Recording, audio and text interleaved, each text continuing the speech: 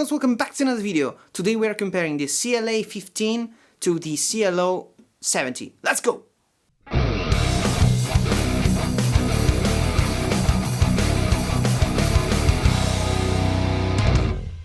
So welcome back. As I said in the previous video, today we will be comparing these two guitars, which are very similar in price and size.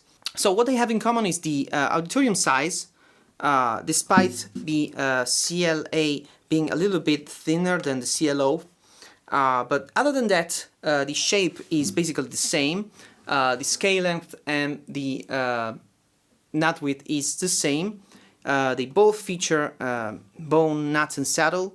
They both are without any electronics. They're both solid wood construction. The CLA, of course, is an whole Okuma guitar. The back and sides, the top and the neck too are Okuma. And the bridge and the fretboard is Pau-Ferro. The CLO, on the other hand, is a rosewood back and sides with Sitka spruce top and a rosewood fretboard and bridge. They both feature open gear tuners, but they are slightly different, so I do think that these ones are much better looking and feel-wise. They feel much more smooth to turn. They both keep the tuning perfectly without any issue. But now let's check how they sound, and then I'll tell you what I think.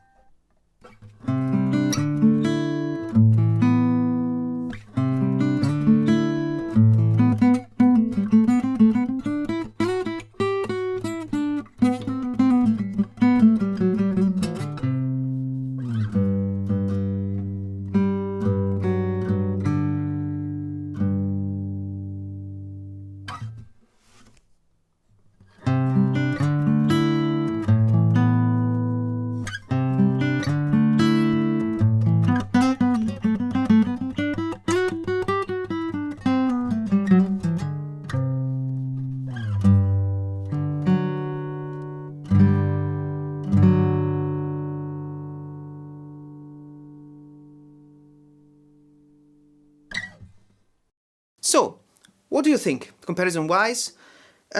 Looks-wise, I really do think that these are very interesting. The top on the CLA is striking. The fact that it dances with the light is amazing. But the classic look of the CLO is still very nice. As I said, they are both satin finish.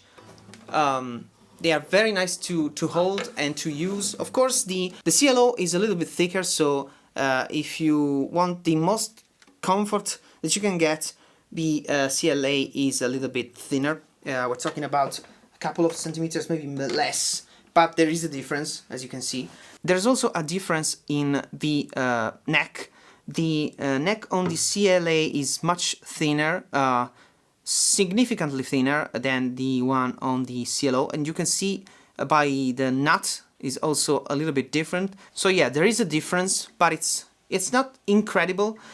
Feel-wise, they do feel comfortable. They both feel very comfortable. So for the comparison, I put D'Addario strings on the CLO.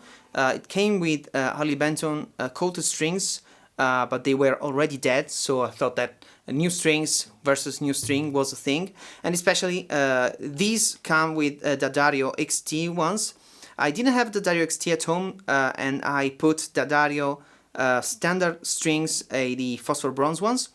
And I do think that, yeah, there are differences between these strings, so bear that in mind. They could, you know, contribute to the difference in sound, but most of the difference in sound is the woods and the size. The fact that this one is thinner, I think, really contributes to the sound, along with the fact that rosewood with Sitka tends to be, you know, this one has a lot more volume. It has much more projection. You can hear everything that has more volume in it. This one is nice too. The difference is not huge, but you can hear it. And this one has less bass, and you know, it's more mid forward. So with very complex chords and very dense chords, especially when recorded, but also in the room, it can feel more intelligible. The chords tend to be less crowded and, you know, a little bit less muddy. This, with the fact that it has more bass and can sometimes be a little too much, but of course you can change that, changing the pick, because, for example, by using a thinner pick gets less bass and it's much more round, both of them. But of course, there is still that difference in the feel.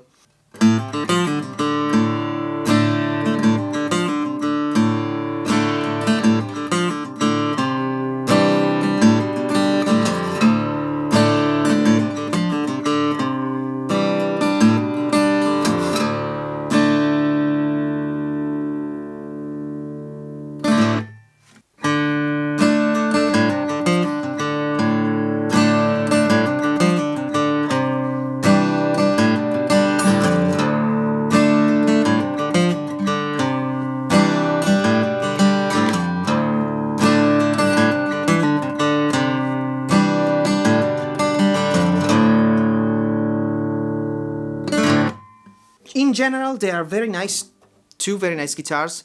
They sound different and they look different, so to each their own. But when compared, I don't know if it's the same for you, but in the room, this one really stands out. It has more volume, it has more bass. I think it's, in general, it sounds fuller, richer, more resonant.